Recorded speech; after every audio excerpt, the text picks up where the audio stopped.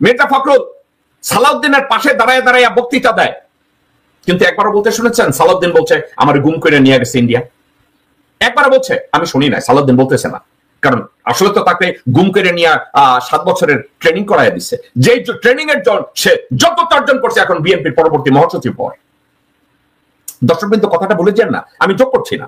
আপনারা মির্জা ফখরুল ইসলাম আলমগীরকে কখনো শুনেছেন যে আল্লামা দেলোয়ার হোসেন সাইদির সাক্ষী তাকে ভারতে কিডন্যাপ করে নিয়ে গেছে? ভারতে, বাংলাদেশ থেকে কিডন্যাপ করে সব ভারতে পাওয়া যায়। ভারত যত জুলুম করেছে, বাংলাদেশের থেকে যত সম্পদ স্বাধীনতার সময় চুরি করেছে, ডাকাতি করেছে, রাজধানী করেছে, বাংলাদেশের বুদ্ধিজীবীদেরকে হত্যা করেছে, বাংলাদেশে হত্যা চালিয়েছে, 57 জন অফিসারকে খুন করেছে। একবার শুনেছেন মির্জা ফখরুল এটার উপরে কোনো কথা বলেছে? আমি শুনি নাই। মির্জা ফখরুল এগুলো নিয়ে কথা বলবে না, কিন্তু মির্জা ফখরুল কয়েকদিন আগে কি নিয়ে কথা বলছে একটু শুনতে চান? শুনেন। পাকিস্তান সেনাবাহিনী সেই হত্যাযজ্ঞ করেছিল, তার জন্য আজ পর্যন্ত কিন্তু ক্ষমা চায় নাই। গণহত্যা করেছিল, লক্ষ লক্ষ মানুষকে হত্যা করেছিল, তার জন্য পাকিস্তান এখন পর্যন্ত কিন্তু বাংলাদেশের কাছে ক্ষমা প্রার্থনা করে নাই। বন্ধুগণের কথাগুলো কেন বলছি? কারণ এখন পরিবেশ তৈরি হয়েছে, কিছু কিছু মানুষ, কিছু কিছু দল, কিছু কিছু গোষ্ঠী একটা বোঝানোর চেষ্টা করছেন যে ৭১ কোনো ঘটনাই ছিল না। মির্জা ফখরুল ইসলামের বাবা ১৯৭১-এর রাজাকার, সেই ঠাকুরগাঁ জেলার শান্তি কমিটির নেতা ছিলেন এই মির্জা ফখরুল ইসলামের বাবা মির্জা রুহুল আমিন।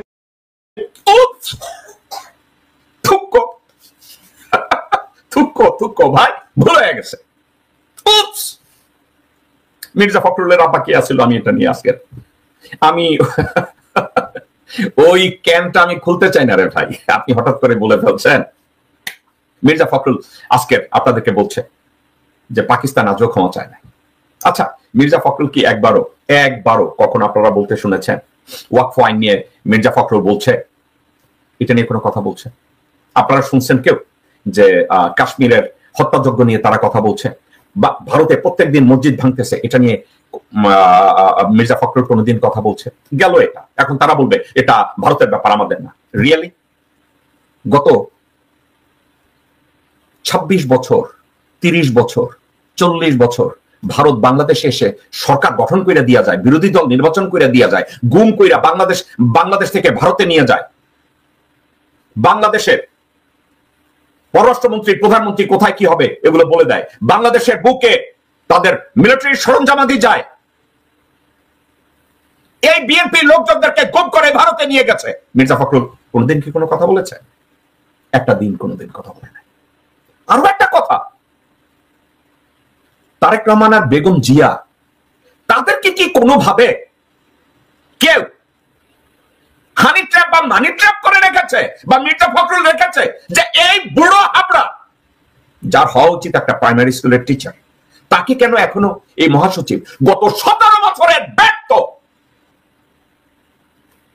ইনডিসিসিভ, কনফিউজড, অসৎ, মিথ্যাবাদী একটা খাটাসকে এখনো মহাসচিব করে রেখেছে।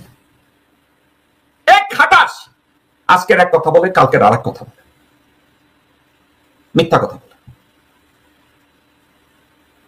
এই খাটাস কোনদিন একটা বারের জন্য বলে না যে ভারতের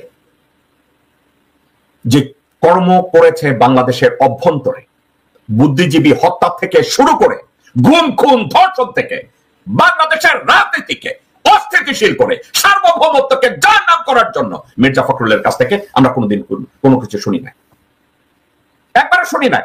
মির্জা ফখরুল এটা নিয়ে কোনো কথা বলবে না, কারণ মির্জা ফখরুল ভারতের প্রপোনেন্ট, ভারতের তাবেদার হওয়াটাকে মির্জা ফখরুল পছন্দ করে। দর্শকবৃন্দ, মির্জা ফখরুলকে যখন দ্বিতীয়বারের জন্য মহাসচিব ডিক্লেয়ার করা হয়, তখন আমার কাছে কিছু তথ্য আছে, যে তথ্যগুলো আজকের আবিষ্কার করার জন্য, আপনাদের সামনে বসার জন্য, বলার জন্য আমি তৈরি না, কিন্তু আমি বলবো। বেগম জিয়া তাকে রীতিমতো ব্ল্যাকমেইল করা হয়েছে এই মির্জা ফখরুলকে মহাসচিব করার জন্য। এবং গত একটা কথা একা একা চিন্তা করে দেখেন, একটা লোক দলের মহাসচিব হিসাবে একটা আন্দোলন ঠিক মতো করতে পারে নাই। জীবনে কোনোদিন শুনেছেন একজন জেনারেল যুদ্ধ করতে গিয়ে যুদ্ধের ময়দানে সোলজারদের দিকে ঘুরে কয় এখন কি করব? এই মির্জা ফখরুল ওই লোক। ঢাকা মহানগরী সমাবেশে, পল্টন অফিসে লক্ষ লক্ষ মানুষের সামনে, পুলিশের সামনে সে অন্যান্যদের দিকে তাকায় বলছে এখন কি বলবো। এই মির্জা ফখরুল, উনি যখন কথা খুঁজে পেতেন না, ওনার যখন হাসিনার কাছে তার আগে গণভবনে ওয়াদা করে এসেছে এই হরতাল সফলের জন্য সে কিছু করবে না, এমন কিছু এক সে করেছে যেখানে একত্র হয়েছে। হাসিনাকে বলছে ওকে আমাকে গর্তে উঠে নিয়ে দেন, আমার রেস্ট করা দরকার, আমি এগুলো আর নিতে পারতেছি না। এই কাজগুলো কে কে করেছে? মির্জা ফখরুল করেছে, মির্জা আব্বাস করেছে, আমানুল্লাহ আমান করেছে, আমির খসরু মাহমুদ করেছে, ইকবাল হোসেন টুকু করেছে। রুমিন ফারহানা তো করে না একবারের জন্য, কারণ তাকে গ্রেফতার করা হবে না, এটা আওয়ামী লীগ জানে। রুমিন ফারহানার কাজ ছিল আওয়ামী লীগের ইন্ডাস্ট্রিয়ালিস্ট ধনী তাদের ছেলে পান কারা আছে, বুড়া দামরা কতগুলো আছে, তাদের সাথে প্রেম করা। বিয়ে করার দরকার কি? আজকের এই অমুকের সাথে প্রেম করবে, অমুকের সাথে প্রেম করবে, অমুকের সাথে প্রেম করবে এবং টক শোতে এসে বলবে, সবার সাথে হা হা হি হি করবে, ঠিক আছে না? এখন তো আবার প্রতিজ্ঞা করেছে, হাতে ইস্কনের একটা ফিতা লাগাইছে, লাগাই এরকম করে। দর্শক আমি রাগ হয়ে বলছি না, গালি দিয়ে বলছি না। মির্জা ফখরুলের বা এই যে আমি যেসব লিডারদের কথা বলি না বিএনপির, আমি এদের বাসায় যদি পুলিশ রেড দেয় কয়েক ডজন আওয়ামী লীগের নেতাদের পাবে, দুর্নীতিপরায়ণ এমপি এবং মন্ত্রীদের পাবে। রুমিন ফারহানার বাসায় পাবে, আমি 110% শিওর লোকজন পাবে।